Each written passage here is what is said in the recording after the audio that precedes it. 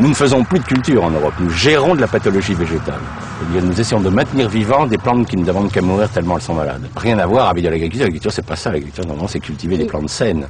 On ne mettait pas un pesticide en 1950 sur les blés en Europe. Il n'y avait pas un traitement fongique qui était appliqué. Maintenant, c'est au moins 3-4. Sinon, le blé, il est pourri avant d'arriver dans le silo.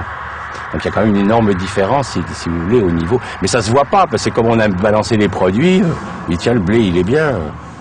Sauf que s'il se casse la figure, alors c'est comme on met trop d'azote, il tombe. Vous avez dû voir dans les champs les blés qui tombent. Alors on met des hormones pour raccourcir les tiges, c'est pour ça que les blés sont bien plus bas qu'autrefois. Autrefois les blés faisaient 1,50 m, maintenant ils font 60 cm, parce qu'on les raccourcit avec des hormones. Alors ces hormones, il faut avorter les arbres qu'il y a autour, enfin fait disparaître toute la flore, parce que ça gêne les reproductions des dicotylédones, enfin c'est un espèce de monde complètement strange, quoi. Mais les gens ne le savent pas, donc... devant les champs. Autrefois, les champs, c'était plein de coquelicots, il y avait plein d'autres espèces, il y avait une biodiversité dans un pays comme la Hollande a déjà perdu 75% de toute sa flore. Il y a une des flores les plus pauvres de la planète, la Hollande. Mais c'est intensifié au niveau agricole de façon incroyable.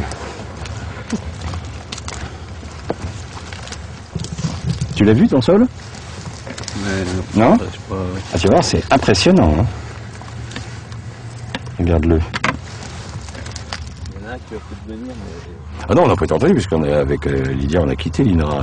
On s'est mis à notre compte, puisque quand on a commencé à montrer que les sols mouraient biologiquement, on nous a demandé de nous taire. Donc on a quitté l'Institut et on s'est mis à notre compte, parce qu'on estimait que notre devoir de scientifique, c'était quand même d'alerter le monde agricole que la voie qui était choisie n'était pas la bonne, ne permettrait pas de faire une agriculture pérenne.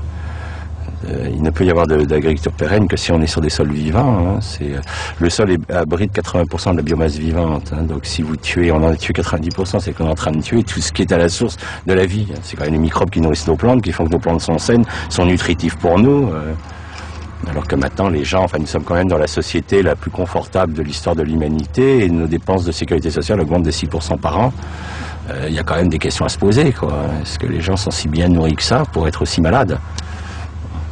Alors, le problème, c'est qu'effectivement, l'argumentation, c'est oui, mais regardez, ils vivent de plus en plus longtemps. Bien sûr, les gens qui en ce moment ont 80 ans n'ont pas connu l'agriculture chimique avant l'âge de 50 ans, puisque c'est apparu dans les années 70. Donc, jusqu'à 50 ans, ils ont mangé...